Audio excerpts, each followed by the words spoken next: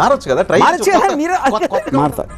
నీకు ఇప్పుడే హామీ ఇస్తానా, ఎలా మారుతానంటే ఇంతకన్నా వర్స్ట్గా తయారవుతాను ఇప్పుడు ఉన్నదాని కానీ. ఓకేనా, సంతోషం కదా. అందుకే పోలీసులు ఇట్లా మాట్లాడితే ఊరుకున్నారా? ఏది మీరు ఇట్లానే మాట్లాడా? పోలీసులు ఇలా ఎందుకు మారుతాను? ఆ మాడ్యూలే వేరు కదా. మీరు ఇవారు మీరు ఇలా నవ్వుతా ఇలా నేను జైలుకి వెళ్ళాను ఇలా మాట్లాడతారా? పోలీసులు ఎంత డిగ్నిటీ లేకుండా కాదు.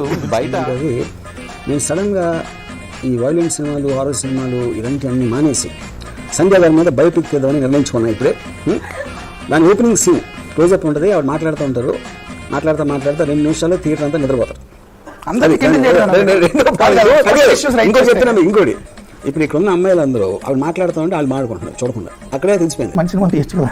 ఇది ఏం ఐడియా చెప్పి అసలు నాకు తానే లేదే. రాసుకోండి, తొందరగా రాసుకోండి, నేను మర్చిపోతాను అని చెప్పాలి. షా నిజంగా మీరు ఎక్కడున్నారు, మీ అర్జెంట్గా వచ్చి మీ కాళ్ళు పట్టుకోవాలి. అసలు ఇంతవరకు ఐడియా రాలేదండి. మొత్తం ఈ సంవత్సరాల దశాబ్దాల నుంచి మంచి సినిమా తీయచ్చు కదా అని ఇప్పుడు అసలు ఆలోచించలేదు.